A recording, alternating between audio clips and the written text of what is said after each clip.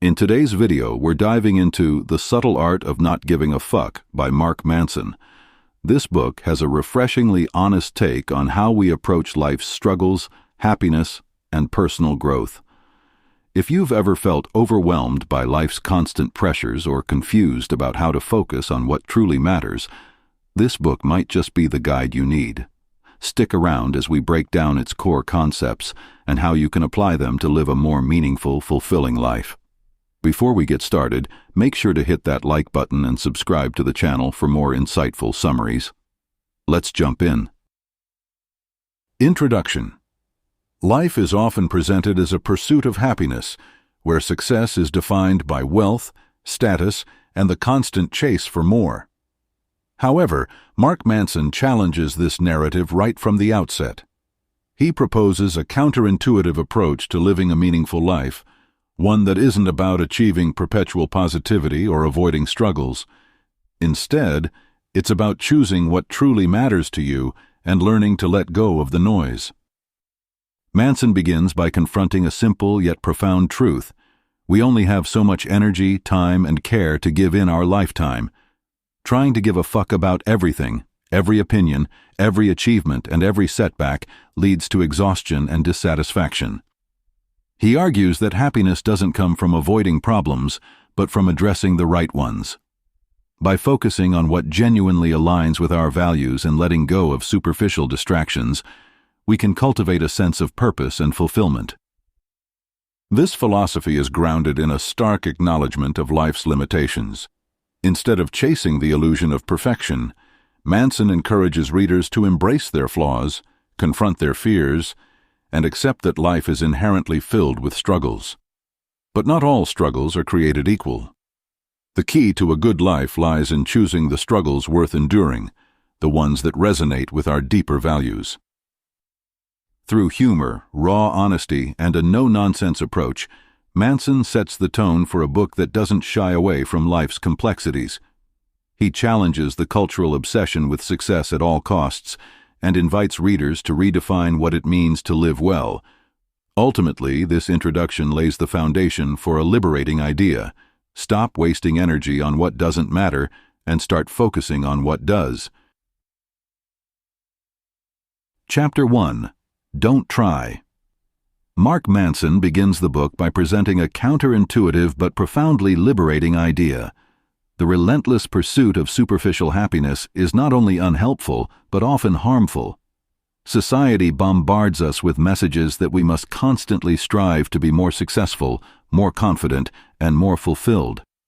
Advertisements, social media, and self-help gurus reinforce the notion that happiness lies just beyond our current grasp. If only we buy the right product, achieve the next goal, or fix the latest flaw in ourselves. However, Manson argues that this approach is flawed and ultimately leaves us feeling inadequate and unfulfilled. He introduces the backwards law, a concept borrowed from philosopher Alan Watts, which states that the more you chase something, the less likely you are to achieve it. For instance, the harder you try to be confident, the more insecure you feel. The more you strive to be happy, the more acutely you notice your unhappiness. This is because the very act of striving highlights the gap between your current reality and your desired state. By focusing on what you lack, you reinforce the idea that you are incomplete, creating a cycle of dissatisfaction. Manson uses the story of Charles Bukowski to illustrate this point. Bukowski was an unlikely success story, an alcoholic, a gambler, and someone who openly embraced his imperfections. Despite his chaotic and unconventional life, Bukowski wrote with brutal honesty about the human experience. His works resonated deeply with readers because of their raw authenticity. He didn't try to be likable or successful. He simply accepted who he was and wrote from that place of truth. His gravestone bears the epitaph, "Don't Try," which encapsulates his philosophy of life. To Bukowski, the path to success wasn't about pretending to be someone else or striving endlessly. It was about embracing reality as it is, warts and all.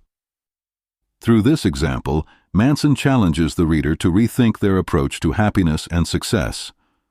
The more we focus on achieving an ideal version of ourselves, the more we distance ourselves from true contentment. Instead of obsessively trying to fix or improve ourselves, Manson encourages us to embrace our flaws, limitations, and struggles. He argues that life's imperfections are not obstacles to happiness, but an integral part of it. The essence of this chapter is simple, yet powerful. Stop giving a fuck about trying to live up to unrealistic standards or chasing the illusion of perfection. True peace and fulfillment come not from constant striving, but from letting go, accepting life's messy reality, and focusing on what genuinely matters. By shifting our mindset, we can free ourselves from the exhausting pursuit of superficial happiness and start living authentically. Chapter 2. Happiness is a problem. Mark Manson challenges a deeply ingrained belief that life's ultimate goal is to achieve happiness. While it may seem logical to seek a life free of problems, pain, and discomfort, Manson argues that this is a fantasy, one that leads to frustration and dissatisfaction. Happiness, he asserts, is not the absence of problems, but the result of solving them. Life is inherently full of challenges, and our fulfillment comes not from avoiding these challenges, but from confronting and overcoming them. Manson explains that problems are unavoidable because they are a fundamental part of existence. Every stage of life brings its own set of issues, from minor inconveniences to significant struggles. However, what differentiates a fulfilling life from a miserable one is not the absence of problems, but the quality of the problems we choose to tackle. When we focus on meaningful problems, those aligned with our values and goals, we feel a sense of accomplishment and purpose. Conversely, when we obsess over trivial or meaningless issues, we feel empty and unfulfilled. To illustrate this point, Manson discusses the happiness equation. He explains that happiness is not something we find, it's something we create through the process of solving meaningful problems. For example, relationships are often seen as a source of joy, but they require effort, compromise, and the resolution of conflicts. Similarly, a fulfilling career demands hard work, persistence, and the ability to face setbacks. These problems don't disappear, but tackling them leads to growth and satisfaction. Pain, discomfort, and struggle, according to Manson, are not obstacles to happiness, but essential components of it. Pain acts as a signal that something needs attention or improvement, guiding us toward growth. Avoiding pain, on the other hand, leads to stagnation. For example, someone who avoids confrontation in their personal relationships might escape discomfort in the short term, but end up with unresolved conflicts that fester over time. Facing that discomfort head-on can lead to stronger connections and deeper understanding.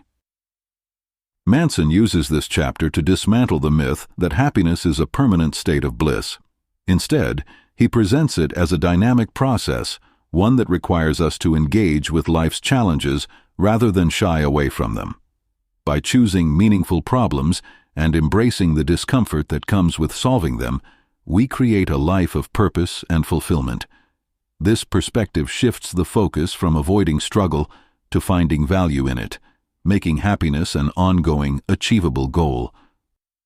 Ultimately, the chapter drives home the idea that happiness is not the reward for escaping life's difficulties, but the byproduct of engaging with them meaningfully. By accepting that problems are inevitable and choosing to solve the right ones, we can lead a life that feels truly worthwhile. Chapter 3. You are not special. In this chapter, Mark Manson addresses a pervasive issue in modern society: the belief that we are all inherently special and destined for greatness. This idea, often reinforced by cultural narratives, social media, and self-help advice, creates unrealistic expectations and a sense of entitlement. Manson argues that this mindset is not only misleading but also harmful, as it disconnects us from reality and sets us up for disappointment. Society constantly promotes exceptionalism, the notion that being average is unacceptable and that everyone should aspire to stand out. From a young age, we are told we can achieve anything if we work hard enough, and social media amplifies this message by showcasing people's curated successes and extraordinary moments. While this can be inspiring, it often leads to an unhealthy comparison game, making us feel inadequate when we fail to measure up to these exaggerated standards. Manson challenges this by stating a simple truth. Most of us are average in most areas of our lives, and that's perfectly fine. Being average doesn't mean being unworthy. It simply reflects the natural state of human diversity. Not everyone can be a world-class athlete, a billionaire entrepreneur, or a groundbreaking artist. And chasing these ideals without considering our own values and limitations often leads to frustration and burnout. The belief that we are special can also foster entitlement, a mindset where people expect rewards, recognition, or success without putting in the necessary effort. Manson argues that entitlement is a barrier to growth because it prevents us from confronting our flaws and working to improve. Growth requires humility, the ability to acknowledge our shortcomings, accept criticism, and embrace the hard work of personal development. This chapter encourages readers to shift their perspective from seeking to be extraordinary to finding value in the ordinary. When we accept that mediocrity is the norm, we free ourselves from the pressure to constantly prove our worth. This acceptance doesn't mean settling for less, but rather focusing on what truly matters to us and finding joy in the process of growth, no matter how unremarkable it may seem to others. Ultimately, Manson's message in this chapter is liberating. By letting go of the need to be special, we can embrace our authentic selves, focus on what we genuinely care about, and live a more meaningful and contented life. Chapter 4: The Value of Suffering. Mark Manson delves into one of the most transformative ideas in this chapter, the value of suffering. He argues that suffering is an inevitable part of life, but the type of suffering we experience depends on the values we choose to prioritize. Life is filled with challenges, setbacks, and pain, but by choosing meaningful values, we can give purpose to our struggles and find fulfillment in the process. The chapter begins with a critical question: what are you willing to suffer for? Manson emphasizes that happiness is not the result of avoiding pain, but rather the reward for enduring pain that serves a meaningful purpose. For example, building a loving relationship requires navigating conflicts and making sacrifices. Achieving success in a career involves long hours, setbacks, and moments of doubt. The key to a good life isn't avoiding problems, but choosing problems that align with our core values. Manson distinguishes between good and bad values. Good values are intrinsic, internally driven, and lead to long-term fulfillment. These include values like integrity, curiosity, and personal growth. These values are within our control and help us create a meaningful life regardless of external circumstances. On the other hand, bad values are extrinsic, externally driven, and often shallow. Examples include seeking validation, chasing wealth for its own sake, or prioritizing superficial appearances. These values are often based on external approval and leave us feeling empty because they're not sustainable or truly fulfilling.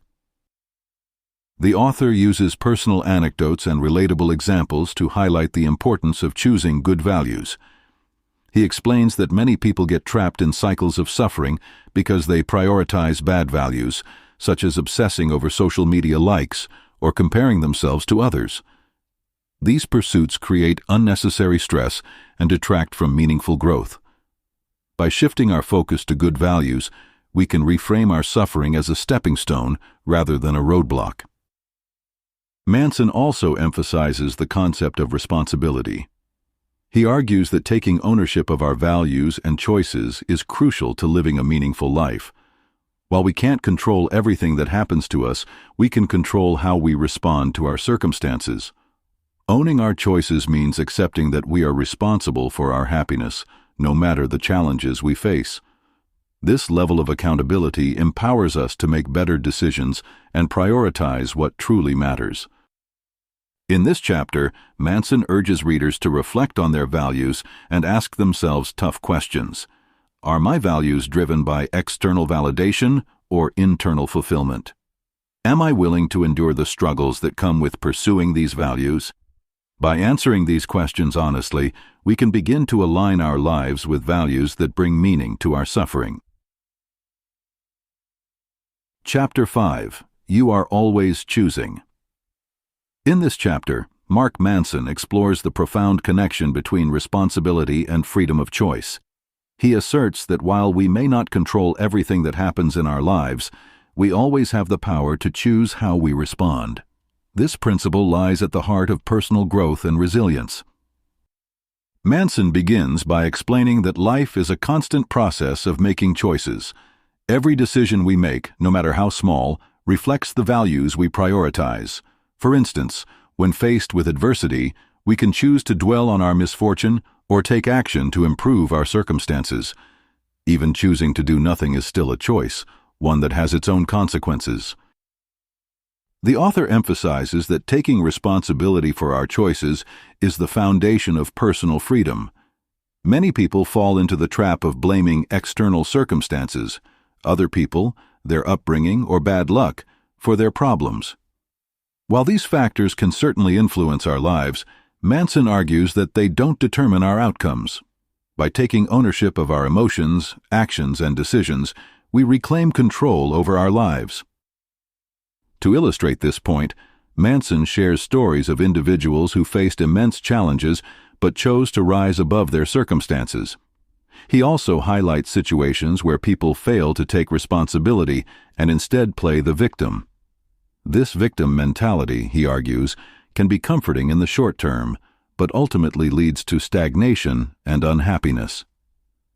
True freedom comes from accepting that we are always in control of how we respond, even in the face of adversity. Manson also discusses the importance of focusing on what we can control rather than what we cannot. He points out that many people waste energy worrying about external factors, other people's opinions, global events, or random misfortunes that they have no power to change. Instead, he encourages readers to channel their energy into areas where they can make a difference, such as their mindset, actions, and personal goals. This shift in focus not only reduces stress, but also empowers us to take meaningful action. The chapter also explores the emotional aspect of choice. Manson explains that taking responsibility for our emotions is just as important as taking responsibility for our actions. While we may not choose our initial emotional reactions, we do choose how we process and respond to those emotions. For example, feeling anger or frustration is natural, but dwelling on those feelings and allowing them to dictate our behavior is a choice. By acknowledging and taking ownership of our emotions, we can prevent them from controlling us and instead use them as tools for self-awareness and growth. Manson closes the chapter by reinforcing the idea that freedom and responsibility are two sides of the same coin. The more we take responsibility for our lives, the more freedom we gain to shape our own destiny. This concept is both empowering and challenging, as it requires us to confront uncomfortable truths about ourselves.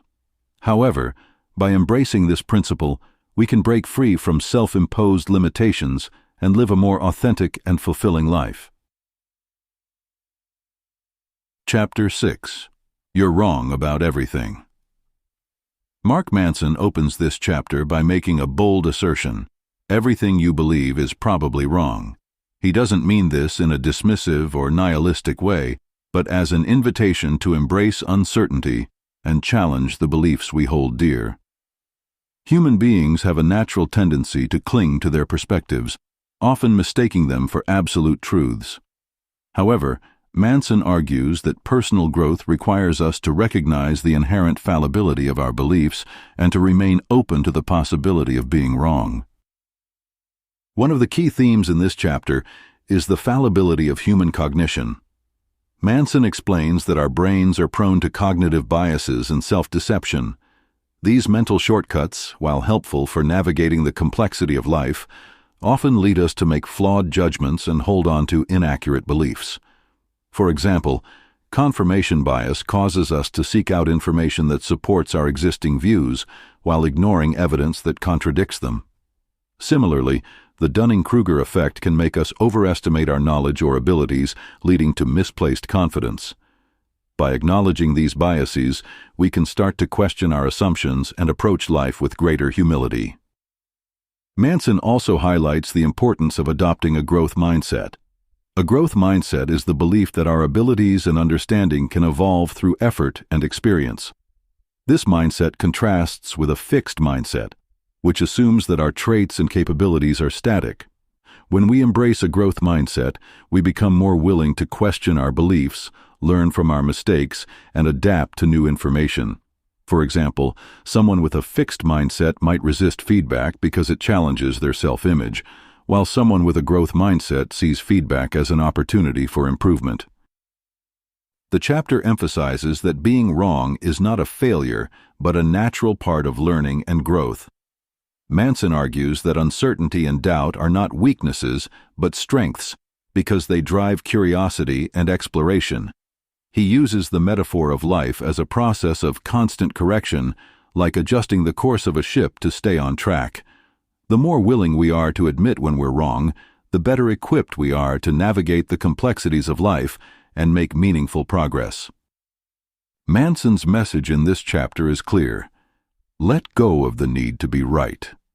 By embracing the possibility of being wrong, we can free ourselves from the fear of failure, open ourselves up to new perspectives, and create space for personal growth.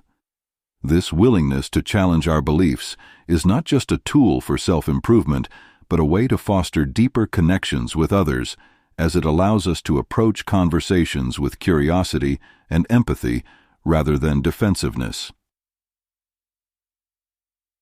Chapter 7. Failure is the way forward. In this chapter, Mark Manson challenges the conventional view of failure as something to be avoided at all costs. He argues that failure is not only inevitable, but also essential for personal growth and success. While society often glorifies success and stigmatizes failure, Manson reframes failure as a stepping stone to progress. The key, he explains, is to embrace failure as an opportunity to learn and grow rather than seeing it as a reflection of our worth. Manson introduces the idea of an action-oriented mindset. Progress, he asserts, comes not from overthinking or waiting for the perfect moment, but from taking action even if it leads to failure. He draws a parallel to learning any skill, whether it's riding a bike, mastering a language, or starting a business. Failure is an integral part of the process. Each failure provides valuable feedback, helping us identify what doesn't work and bringing us closer to what does. One of the biggest barriers to adopting this mindset is the fear of failure. Manson acknowledges that this fear is deeply ingrained, as failure is often associated with shame, rejection, and judgment. However, he argues that the fear of failure is often more damaging than failure itself. By focusing on effort rather than results, we can overcome this fear and take meaningful steps toward our goals. For example, instead of obsessing over whether a project will succeed, we can focus on the effort we put into it, trusting that each attempt brings us closer to success. Manson also emphasizes the importance of redefining success and failure on our own terms. Many people measure success based on external standards, such as wealth, status, or approval from others. However, these metrics often lead to unfulfilling pursuits and a fear of falling short. By aligning our definition of success with our personal values, we can create a more meaningful and rewarding path. For instance, a writer might define success not by the number of books sold, but by the joy of creating and the impact their work has on readers. The chapter concludes with a powerful reminder: failure is not the opposite of success, but a part of it. Every successful person, from entrepreneurs to artists, has experienced countless failures along the way. What sets them apart is their willingness to learn from those failures and keep moving forward. By embracing failure as an inevitable and valuable part of life, we can develop resilience, adaptability, and a deeper sense of purpose. Chapter 8. The Importance of Saying No. In this chapter, Mark Manson emphasizes the power and necessity of setting boundaries by learning to say no. While saying yes often feels like the path to opportunity and connection, it can also lead to overwhelm, dissatisfaction, and a lack of focus on what truly matters. Manson explains that saying no is not about shutting out the world, but about protecting your time, energy, and values. One of the central ideas Manson presents is that life is defined by the commitments we make. Every time we say yes to something, we are effectively saying no to something else. For example, agreeing to take on an extra project at work might mean sacrificing quality time with family or neglecting personal goals. To live a balanced and fulfilling life, we must prioritize the commitments that align with our values and bring genuine meaning to our lives. This requires being intentional about what we accept and having the courage to reject what doesn't serve us. Manson also challenges the misconception that saying no is selfish or confrontational. Instead, he reframes it as an act of self-respect and clarity. By setting boundaries, we communicate what is important to us and prevent others from imposing their priorities on us. For example, declining an invitation to a social event because you need time to recharge is not selfish. It's an acknowledgement of your well-being and limitations. The chapter also explores the concept of freedom in limitation. Paradoxically, constraints can lead to deeper satisfaction and focus. When we try to do everything or please everyone, we spread ourselves thin and end up doing nothing well. By narrowing our focus and committing to a few meaningful pursuits, we can excel and find fulfillment. For instance, an artist who specializes in one medium might achieve mastery and creative satisfaction, whereas trying to dabble in every art form could lead to mediocrity. Manson closes the chapter by encouraging readers to reflect on their priorities and practice saying no with confidence and kindness. This doesn't mean being rigid or uncooperative, but being deliberate about how we spend our limited time and energy. By saying no to distractions and obligations that don't align with our values, we can say yes to a more meaningful and purpose-driven life. Chapter 9. And Then You Die. Mark Manson tackles one of life's most profound truths. We all die. While the subject of death is often avoided or feared, Manson argues that embracing our mortality can bring clarity, purpose, and urgency to how we live. This chapter challenges readers to confront the inevitability of death and use it as a motivator to live authentically and meaningfully. Manson begins by pointing out that much of human behavior is driven by an unconscious denial of death. We pursue wealth, status, and achievements in an attempt to create a legacy or leave a mark, hoping to outlive our physical existence in some way. However, Manson reminds readers that no amount of success or recognition can change the fact that life is finite. Accepting this truth can be liberating, as it shifts our focus from external validation to internal fulfillment. One of the key lessons in this chapter is the importance of legacy. Manson asks readers to reflect on how they want to be remembered and what kind of impact they want to have on the world. Legacy is not about grand achievements or fame, but about the values and relationships we cultivate during our lives. For example, a parent's legacy might be the love and guidance they provide to their children, while a teacher's legacy could be the inspiration they give to their students. By aligning our actions with the legacy we want to leave, we can create a life of purpose and significance. Manson also explores the concept of embracing death as a source of motivation. When we acknowledge that our time is limited, we are more likely to focus on what truly matters and less likely to waste time on trivialities. For instance, someone who has confronted their mortality might prioritize spending time with loved ones, pursuing their passions, or making a difference in their community rather than chasing superficial goals. Finally, Manson encourages readers to live authentically in the face of mortality. Death strips away pretenses, forcing us to confront who we really are and what we truly value. By accepting our mortality, we can let go of fear and live with greater courage and authenticity. This might mean pursuing a career that aligns with our passions, ending toxic relationships, or speaking our truth even when it's uncomfortable.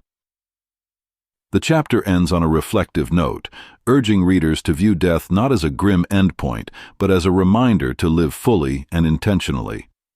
By keeping death in mind, we can focus on what truly matters and ensure that the life we live is one we can be proud of. Conclusion. Life is a journey filled with challenges, uncertainties, and struggles. Mark Manson's ultimate message is that these are not obstacles to happiness, but essential parts of it. The key is not to avoid life's difficulties, but to choose what is worth struggling for. Instead of chasing superficial goals or worrying about things outside our control, we must focus on values and priorities that truly matter. The book's central argument revolves around the idea of selective focus. We can't care about everything. Our time, energy, and resources are limited. By carefully choosing what we give our attention and effort to, we can create a meaningful and fulfilling life. This means learning to say no to trivial distractions, external pressures, and values that do not align with our authentic selves. It also means saying yes to responsibility, growth, and the pursuit of goals that reflect our deepest values.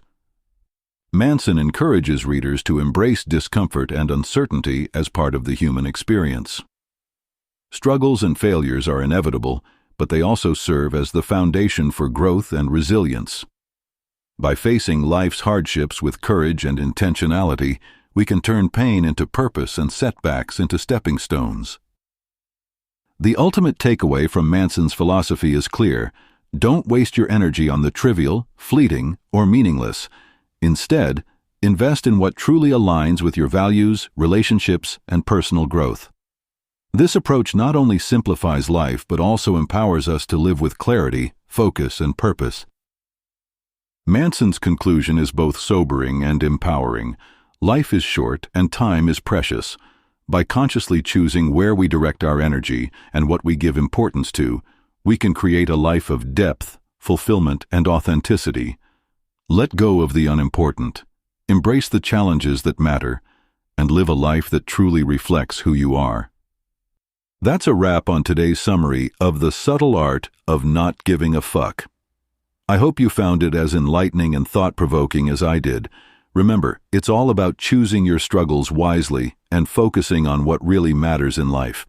If you're interested in diving deeper into Mark Manson's ideas, don't forget to grab your own copy of the book. I've linked it in the description below. And if you enjoyed this video, give it a thumbs up. Leave a comment sharing your thoughts, and subscribe for more book summaries. Thanks for watching, and I'll see you in the next one.